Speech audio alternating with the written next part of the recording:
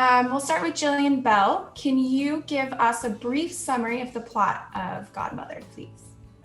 Sure. Godmothered is about Eleanor, a fairy godmother in training, who believes that everybody still needs a fairy godmother. And so she comes to Earth looking for a little girl who wrote her a letter saying that she needs a fairy godmother. And she finds that the little girl is actually a grown-up, played by the lovely and brilliant Isla Fisher. And her character thinks that she doesn't need a fairy godmother, and Eleanor is there to prove otherwise. Great. So this is for all three of you. We'll just start with Jillian Bell again. Can you briefly describe the character that you play in the movie? I play Eleanor. She's a fairy godmother in training. She is optimistic, probably to a fault. She is determined and naive. She has such good intentions, and all she wants to do is prove that fairy godmothers are necessary. Isla, you want to describe your character? I play Mackenzie Walsh. I'm a single mom to two beautiful, talented daughters. I am grieving the loss of my husband, and I'm working a job that does not bring me much joy. And I do need a fairy godmother, although I don't know it consciously. And thanks to the lovely Eleanor, I learned to see love again in the world, and to realize all the blessings I have in front of me, and more importantly, to undo some of the messages that I've given my eldest daughter that are holding her back in her creative vocation. Jillian? I play Jane, who is a typical teenager with her face buried in her laptop, and she has very bad stage fright because of the loss of her father, and she really loves to sing and write music, but is just stuck in her shell and is having a hard time coming out of that. But we see her over the course of the movie grow confidence as Eleanor and eventually her mom come to support her. So this next question is also for all three of you. We'll start with Jillian Spaeder.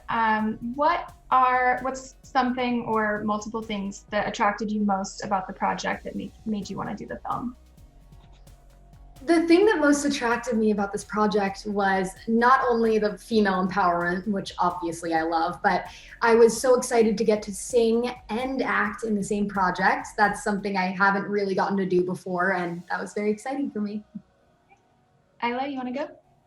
I was very drawn to this project as a mother because I felt the message in the story was so much more inclusive and modern than a lot of the fairy tales that that one tells as a parent or reads the stories to young people about, like our daughters needing to want to be princesses and live in a castle and be rescued by a knight in shining armor, or wear a dress or look a certain way and think a certain thing. And I just love the fact that this is a story that says your idea of happy ever after is whatever you want it to be, and that being one doesn't need to wear a princess and dress to feel like we can have a happy ever after.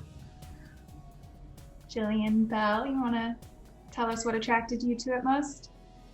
I mean, both of those ladies killed it with those answers. I think the thing that I was initially so attracted to was the idea of playing a magical being. I have always wanted to play a witch, and this is the closest I've ever gotten to it. I love that the message of the movie was so beautiful and inclusive, and just redefined happily ever after. Great. So again, we'll go to all three of you. We'll start with Isla this time. What would happily ever after be for you?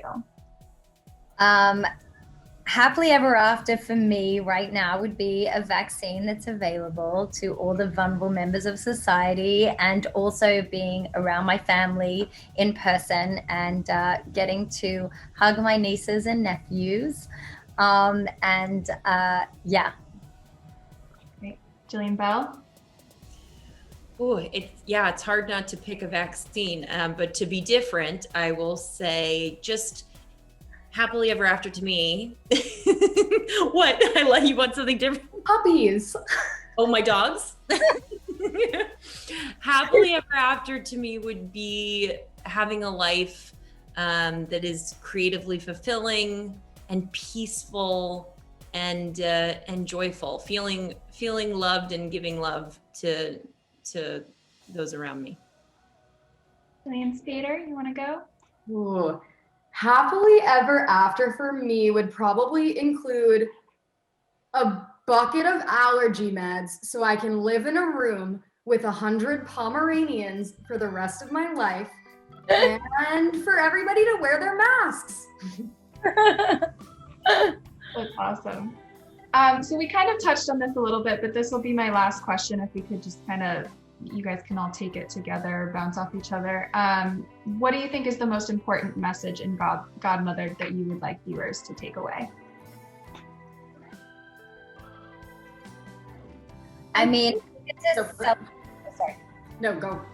I think the most important message not the most important, I think one of the most important messages in Godmothered is that it's essentially a celebration of female friendship and just off camera, it's such a fantastic ensemble of lady actors and lady director, lady writer, fantastic lady producers, and I like to think that it's a girl power moment and the time is right for it.